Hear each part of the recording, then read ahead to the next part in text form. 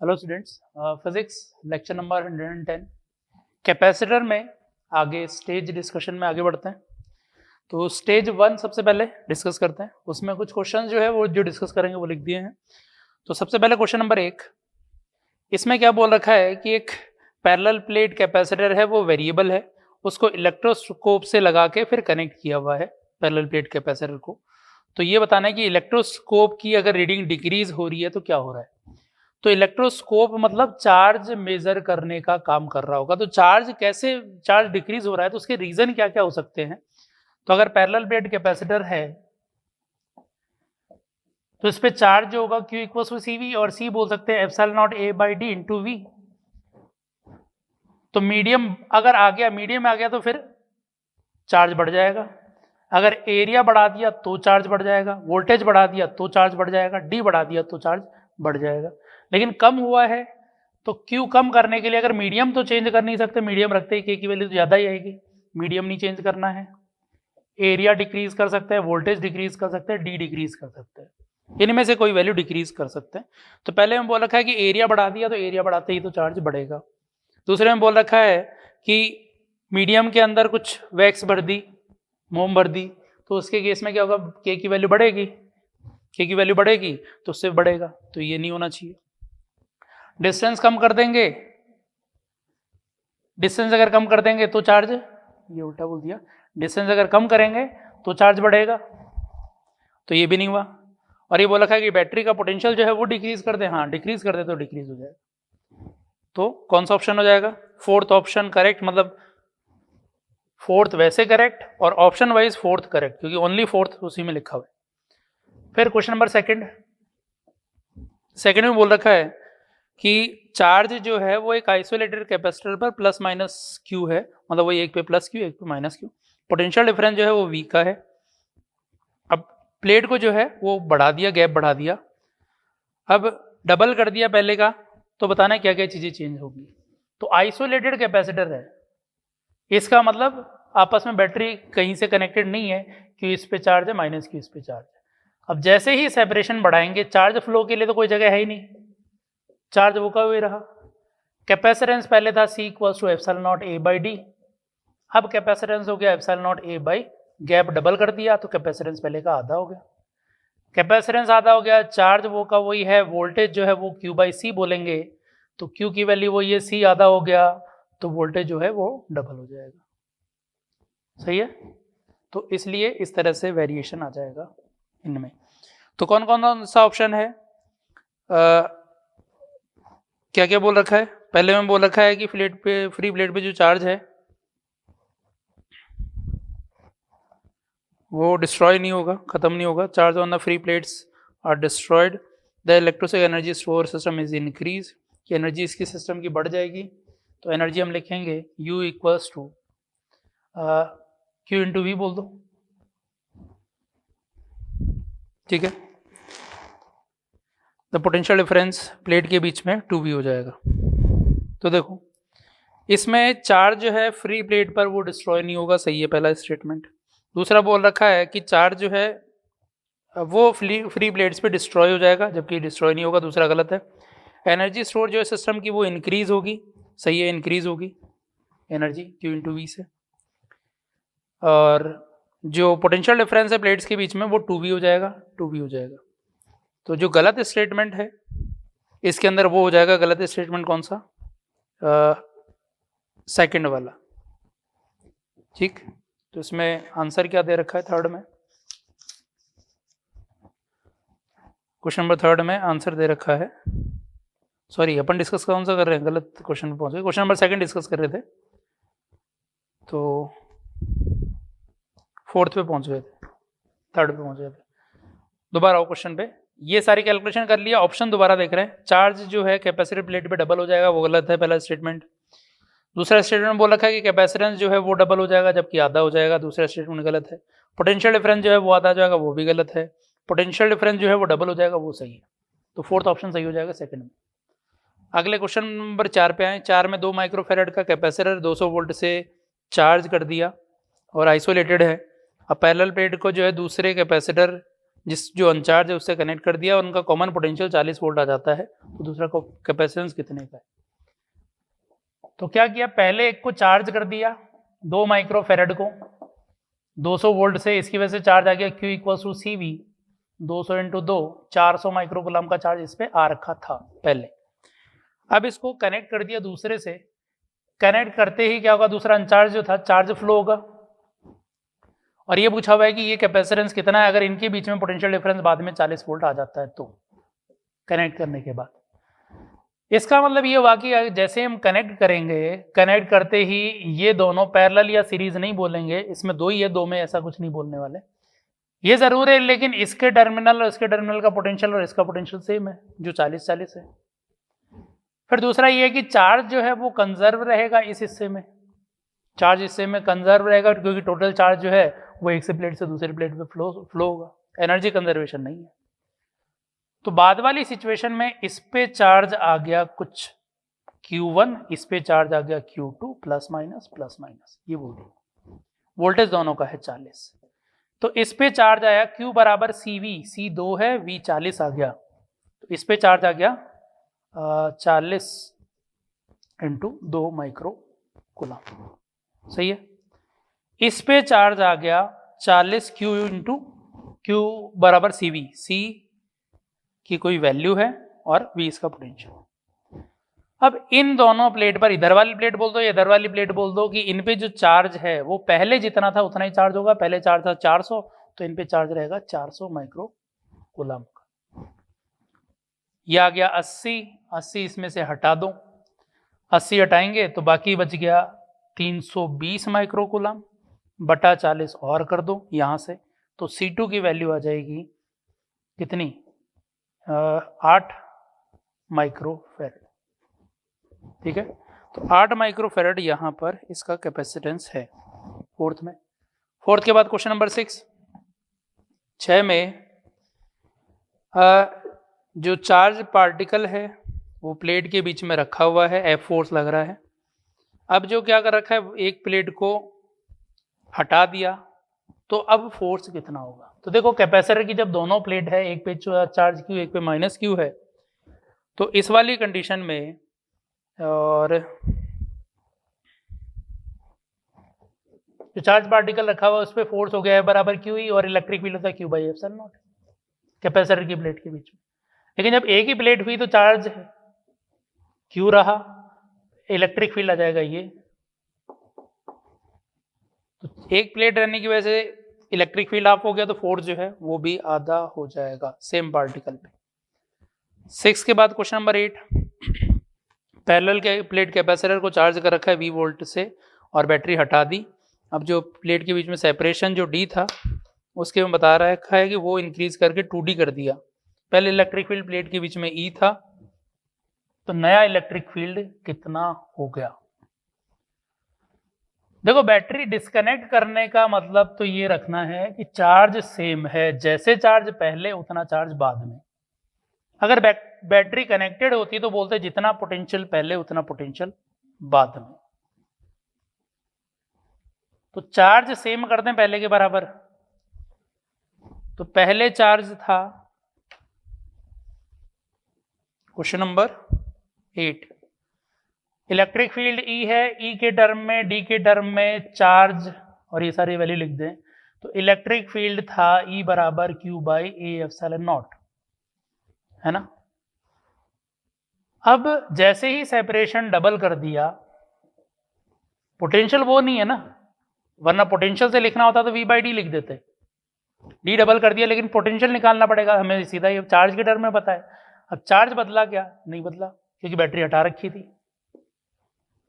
Area बदला नहीं, epsilon not बदला नहीं बदला, तो इलेक्ट्रिक फील्ड वो का वही है। पोटेंशियल के लिए पूछा जाए तो चार्ज डिस्टेंस डबल हो गई, डिस्टेंस डबल हो गई तो पोटेंशियल बोल सकते हैं, पोटेंशियल डबल हो गई। 8 के बाद क्वेश्चन नंबर 10 में बोल रखा है कि एक स्फेरिकल ड्रॉप का कैपेसिटेंस है 1 माइक्रोफेरेड। अब इसको क्या 8 ड्रॉप में तोड़ दिया बराबर रेडियस की, तो हर एक का कैपेसिटेंस कितना है। तो एक स्फेरिकल कैपेसिटर में बोलते हैं 4 पाई एप्सिलॉन नॉट R, इसको भी वैल्यू बोल रखी है 1 माइक्रोफेरेड। R जितनी होगी उतना कैपेसिटेंस हो जाएगा। तो बाद की रेडियस कितनी है, तो जब इसको 8 ड्रॉप में ब्रेक कर रहे हैं या मान लो n ड्रॉप में ब्रेक कर रहे हैं, तो जितना ड्रॉप का वॉल्यूम पहले था उतना ही वॉल्यूम बाद में रहेगा। मास कंजर्वेशन बोल दो या वॉल्यूम कंजर्वेशन बोल दो, क्योंकि डेंसिटी तो हम सेम मानते हैं। इससे ये रिलेशन आया कि बाद की रेडियस पहले की रेडियस की बाय 1/n 1/3 हो गई, 3 पावर 1/3 लिए थे। तो ये बाद की रेडियस हो गई, तो वही कैपेसिटेंस के लिए आ गया कि C1/C2 बराबर R1/R2। पहले वाला 1 माइक्रोफेरेड है, बाद में एक कैपेसिटर, एक प्लेट, एक ड्रॉप का कैपेसिटेंस ये हो गया। तो C2 की वैल्यू आ गई 1 माइक्रोफेरेड डिवाइड बाय n की पावर 1/3। इसको n को बोल रखा है 8, 8 की पावर 1/3 होगा 2, तो 1/2 माइक्रोफेरेड हर एक कैपेसिटर का कैपेसिटेंस हो गया। हर एक छोटी ड्रॉप का पूछा था तो 1/2 आ गया। 10 के बाद क्वेश्चन नंबर 11 में बोल रखा है कि दो कैपेसिटर है, 3 माइक्रोफेरेड और 6 माइक्रोफेरेड के, कनेक्टेड किए हुए हैं 12 वोल्ट की बैटरी से, और हर एक को 12 वोल्ट की बैटरी से चार्ज किया। अब उनको कनेक्ट कर दिया आपस में। पॉजिटिव प्लेट जो है वो नेगेटिव प्लेट से, मतलब पॉजिटिव प्लेट जो है आपस में ज्वाइन कर दी, उल्टा पॉजिटिव प्लेट नेगेटिव से जोड़ दी, नेगेटिव वाली पॉजिटिव से जोड़ दी दूसरी। तो हर एक के अक्रॉस पोटेंशियल डिफरेंस बताना है। तो ये सिचुएशन है कि पहले इनको चार्ज किया 12 वोल्ट से, इसकी वजह से इस पे जो चार्ज आ गया Q बराबर CV, C की वैल्यू है 3, V की वैल्यू है 12, और 12 इंटू 3 हो गया 36 माइक्रोकूलम। इसका कैपेसिटेंस है 6, इस पे चार्ज आ गया CV से, V की वैल्यू है 12, 12 इंटू 6 72 माइक्रोकूलम। लेकिन क्या कि पॉजिटिव नेगेटिव और इधर नेगेटिव पॉजिटिव ऐसे जोड़ा हुआ है। जैसे ही कनेक्ट करेंगे, कनेक्ट करने का मतलब ये हुआ कि दोनों का पोटेंशियल हमने बराबर कर दिया। पोटेंशियल बराबर कर दिया, और ये जो इन पे चार्ज मिला के है वो कंजर्व होना है, क्योंकि ये आइसोलेटेड सिस्टम हो गया। ये प्लेट मिला के आपस में एक से दूसरे में फ्लो हो सकता है, लेकिन यहाँ से बाहर नहीं जा सकता। तो इस पे चार्ज फिक्स रहेगा, और इधर पॉजिटिव चार्ज जो है वो ज़्यादा है, तो इस पे ओवरऑल पॉजिटिव बोल दो कि इस पे भी पॉजिटिव आ गया, इस पे भी पॉजिटिव। क्योंकि अगर V पोटेंशियल है ये हायर वोल्टेज पे, तो ये भी हायर पे ही हुआ ना, फिर ये लोअर पे तो ये लोअर पे हुआ। तो ऐसा नहीं होगा कि इस पे पॉजिटिव नेगेटिव है, इस पे नेगेटिव पॉजिटिव, ऐसा नहीं हो पाएगा कनेक्ट कर दिया तो। अब चार्ज जो है जितना पहले उतना बाद में कंजर्व कर दूं। पहले इसके अंदर जो चार्ज है वो आया Q2 ज़्यादा है, Q2 माइनस Q1। बाद में चार्ज आया, इस पे charge Q equal to CV, इस पे चार्ज CV। तो जो कॉमन पोटेंशियल आया वो आया Q2 minus Q1 bye C1 plus C2। चाहो तो इसको ऐसे याद रख सकते हो कि ये था C2V2 minus C1V1 bye C1 plus C2 बराबर। अगर दोनों पॉजिटिव पॉजिटिव होती तो यहाँ पे पॉजिटिव आ जाता। तो चार्ज की वैल्यू लिख दें, 72 माइनस 36, 36 माइक्रोकूलम आ गया, डिवाइड बाय दोनों का कैपेसिटेंस 6 और 3 9 माइक्रोफेरेड, माइक्रो कट गया, 9 चौक 36, 4 वोल्ट पोटेंशियल डिफरेंस आ गया। 11वां क्वेश्चन हो गया। उसके बाद क्वेश्चन नंबर 13, 3 कैपेसिटर है 12 माइक्रोफेरेड के सारे, मैक्सिमम और मिनिमम कैपेसिटेंस कितना हो सकता है। तो देखो, जब हम सीरीज में लगाते हैं तो इनवर्स में जोड़ते हैं, और इस कंडीशन में कैपेसिटेंस सबसे कम आता है, और जब पैरेलल में जोड़ते हैं तो C1 plus C2 plus C3 होता है, और वो कैपेसिटेंस सबसे ज्यादा आता है। तो जो सबसे कम कैपेसिटेंस आएगा उसकी वैल्यू तो है 1/C1 plus 1/C2 plus 1/C3। 12 12 12 के है तो 12/3 बोल सकते हैं। तो ये मिनिमम कैपेसिटेंस आएगा 4 माइक्रोफेरेड का, maximum capacitance C1 plus C2 plus C3 होगा। ये 12 प्लस 12 प्लस 12 36 माइक्रोफेरेड का। तो मैक्सिमम आएगा जब जुड़ रहे होंगे, मिनिमम आएगा जब इनवर्स में जुड़ रहे होंगे, मतलब पैरेलल के अंदर सबसे ज्यादा, सीरीज में सबसे कम। क्वेश्चन नंबर 13 के बाद क्वेश्चन नंबर 15 में 3 माइक्रोफेरेड कैपेसिटर चाहिए, 3 कैपेसिटेंस से जो 2 माइक्रोफेरेड के। तो 2 माइक्रोफेरेड के कैपेसिटेंस से मिला के 3 का बनाना है।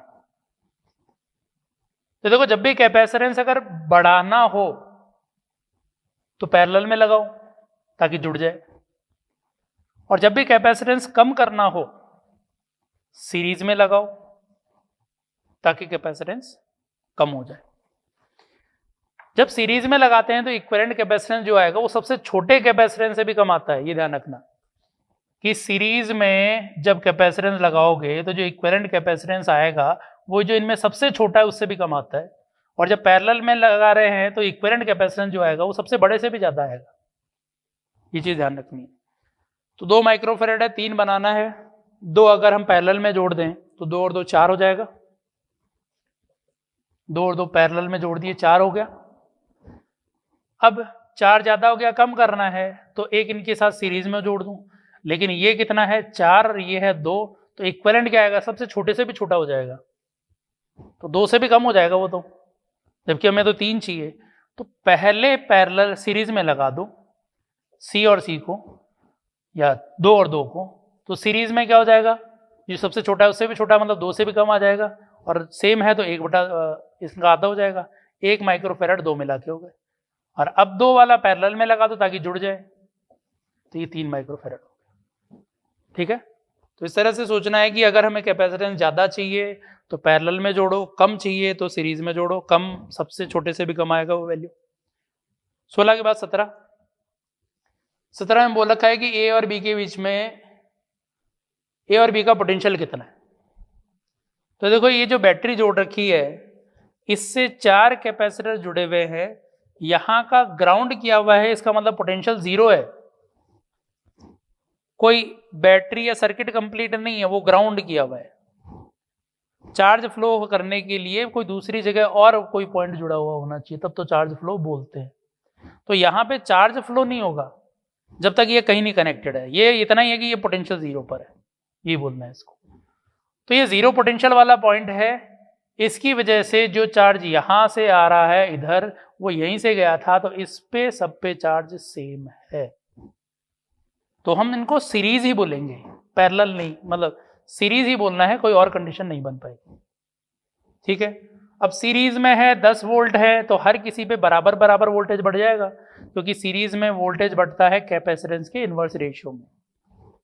तो सब पे बराबर बराबर वोल्टेज तो 10 है, 10 वोल्ट, तो सब पे बराबर बराबर मतलब 2.5 2.5 2.5 2.5 का, सही। अब ये 0 है, ये अगर 0 है तो इसकी कंपैरिजन में ये 2.5 ज्यादा, 2.5 ज्यादा, इसके कंपैरिजन में ये 2.5 और ज्यादा, इसके कंपैरिजन में ये 2.5 और ज्यादा। तो इसके हिसाब से यहाँ का पोटेंशियल कितना हो गया, 7.5 हो गया क्या, 2.5 2.5 2.5 जुड़ गया। ऐसा नहीं कि ये बैटरी थी तो ये 10 पे है ये 0 पे, वो नहीं। बैटरी का मतलब है कि इनके बीच में पोटेंशियल डिफरेंस 10 का है। ये 0 मान लिया तो वो 10 है, और ये अगर -10 मान लिया तो वो 0 है, ये अगर +5 मान लिया तो वो 15 है, ऐसा है। तो बैटरी का मतलब ये नहीं है कि ये 0 होता है ये 10 होता है, इसके कंपैरिजन में ये 10 ज्यादा है, बस इतना ही होता है। अब ये 0 है, इससे 2.5 कम, क्योंकि ये प्लस और ये माइनस, तो 2.5 कम इससे, तो -2.5 पे आएगा, या यहां से देख लो 10 का डिफरेंस आना चाहिए। तो ये पोटेंशियल आ गया इनका अलग अलग का, ए का 7.5, बी का -2.5।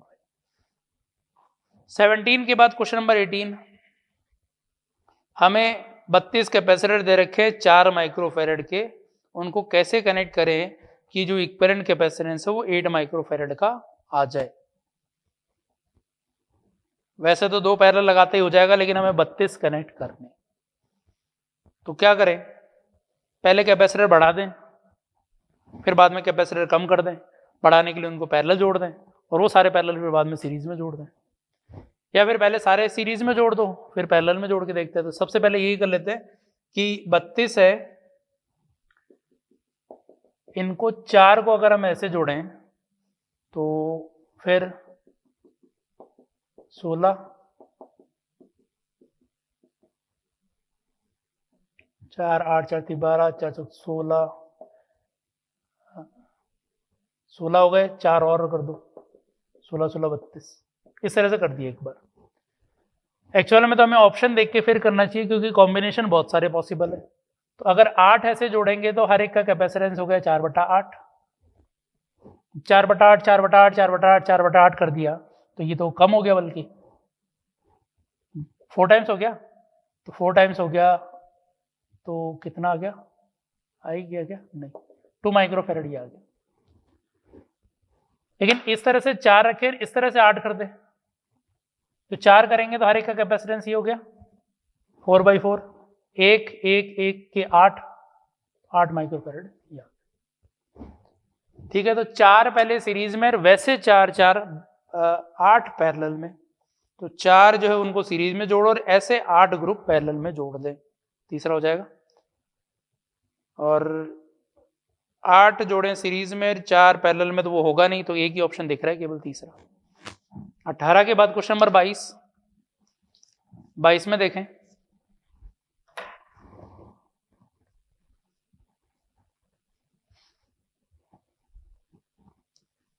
क्वेश्चन नंबर 22 में 7 कैपेसिटर है, 2 माइक्रोफेरेड के सारे हैं।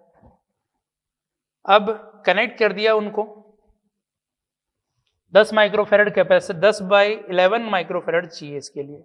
तो इसको कैसे कनेक्ट करना है, तो देखो 2 के हैं और इक्विवेलेंट कैपेसिटेंस 10/11 है, मतलब कम हो गया, सही है।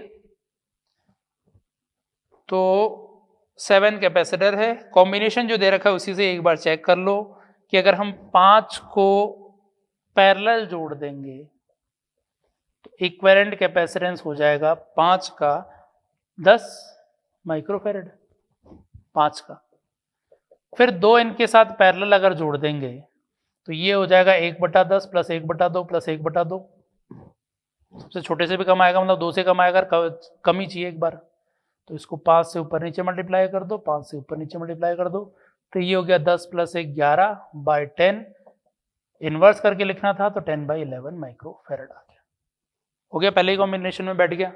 4 होते तो ये आता 8, फिर 3 सीरीज में जोड़ते तो ये आता 3/2, है ना।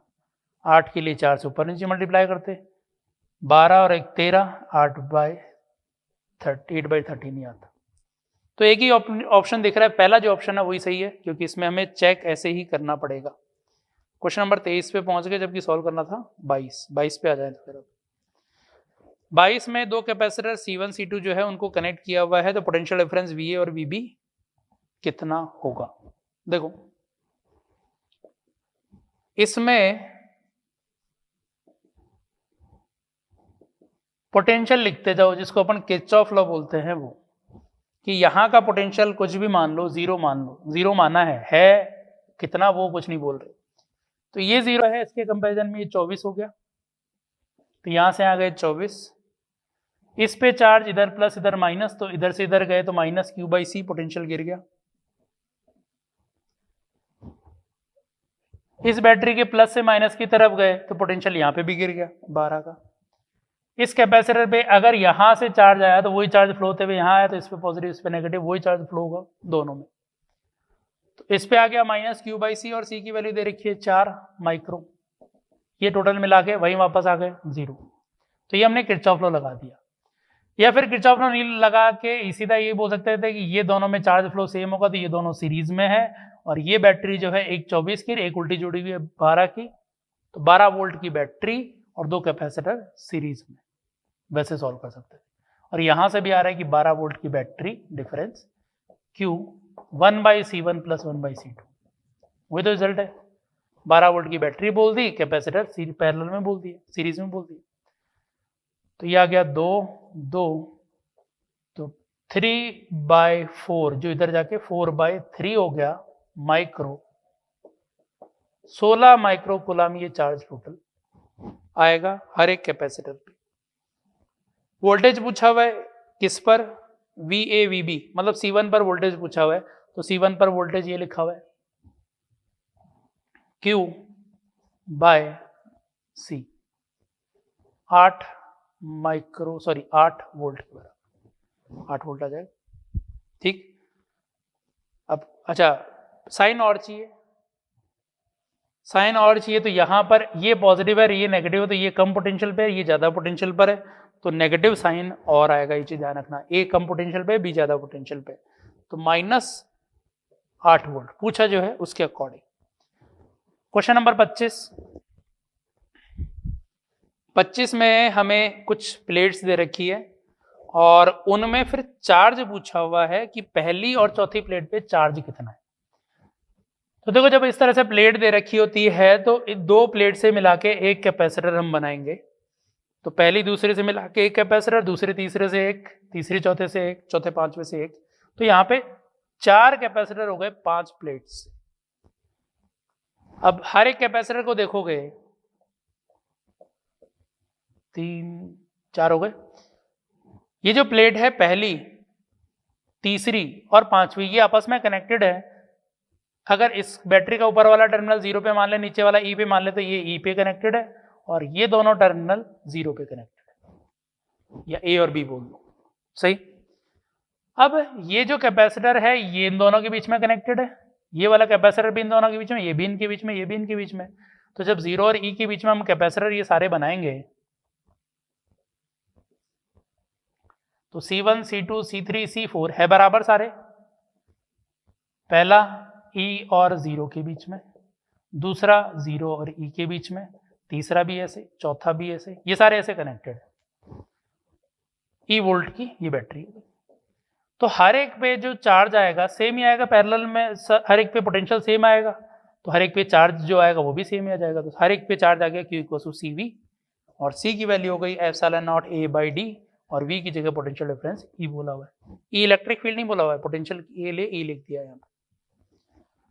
ये आ गया चार्ज हर एक पर, इस पर भी, इस पर भी, इस पर भी। लेकिन क्वेश्चन पे कैपेसिटर पे नहीं पूछा है, प्लेट पे पूछा है। पहली प्लेट पे चार्ज कितना है?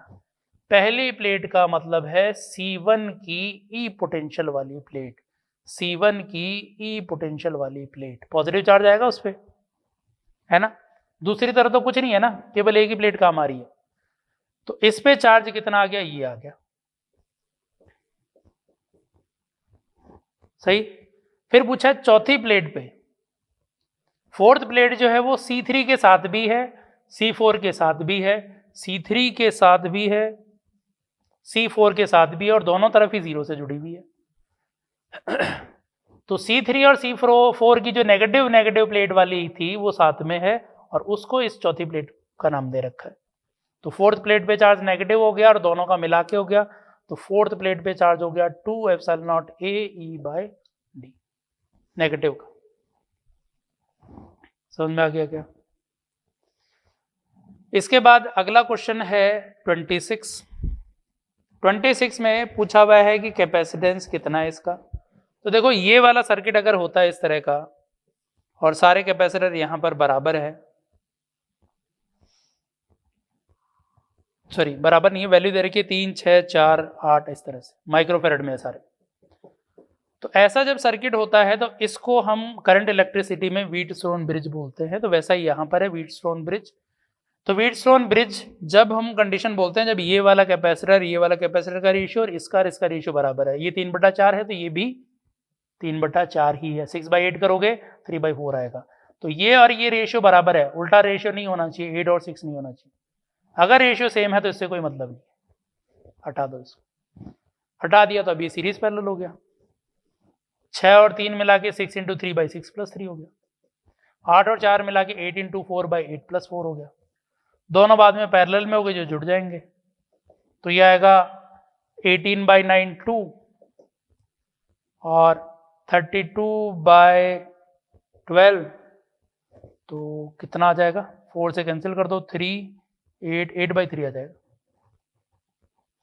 दोनों को जोड़ दो, 3 से मल्टीप्लाई कर दो, 6 + 8 कितना हो गया?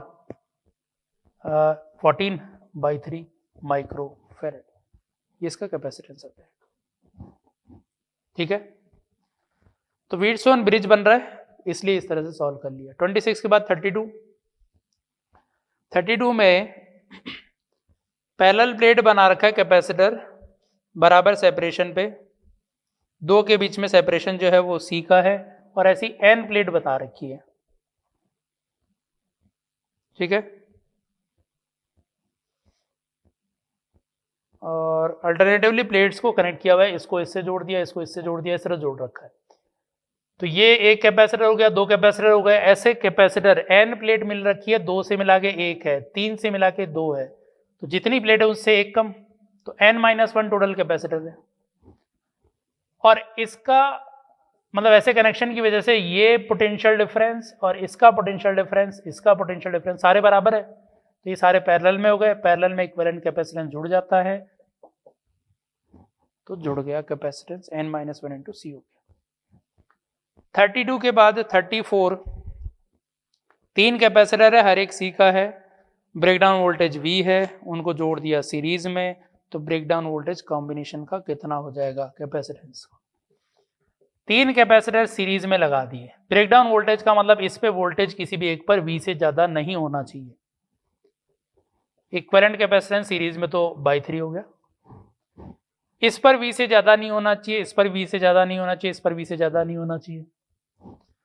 अब यह है कि तीनों पर वोल्टेज भी बराबर बराबर आएगा सीरीज में लगाएंगे तो यहां पर तीनों पर मैक्सिमम भी साथ साथ पहुंचेगा। फिर ये अगर ये अनइक्वल होते तो हो सकता है एक पे पहले मैक्सिमम पहुंच जाए, दूसरे पे बाद में पहुंचे, लेकिन यहां पर तो तीनों बराबर कैपेसिटेंस, तो जो वोल्टेज है जो कैपेसिटेंस के इनवर्स रेशियो में होता है वो तीनों पर बराबर आ गया। तो अगर एक पर मैक्सिमम पहुंचता है तो तीनों पर मैक्सिमम पहुंचेगा, तो पूरा मिला के मैक्सिमम कितना हो सकता है, V plus V plus V, 3V तक मैक्सिमम लगा सकते हो। तो 3V तक लगाएंगे तब जाके तीनों पे V होगा, तब मैक्सिमम एक साथ पहुंचा। ठीक है, तो ये हो गया कौन सा ऑप्शन, 3V और कैपेसिटेंस C/3, फोर्थ ऑप्शन इसमें हो जाएगा। अगर इनको पैरेलल लगाते तो तीनों पे वोल्टेज बराबर बराबर आता, तो एक पे मैक्सिमम पहुंचता, दूसरे पे पहुंचता, तीसरे पे भी पहुंचता, लेकिन ओवरऑल पोटेंशियल V रहता। तो पैरेलल में कैपेसिटेंस 3C हो जाता, वोल्टेज V का V रहता, पैरेलल होता।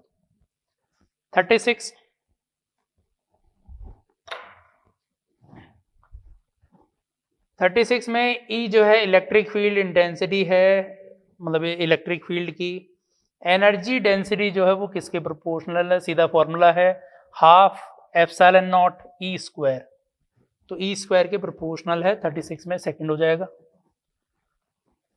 36 के बाद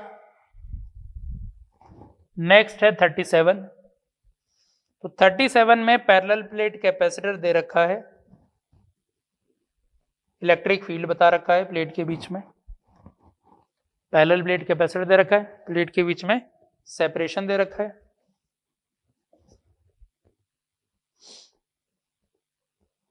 नहीं 37,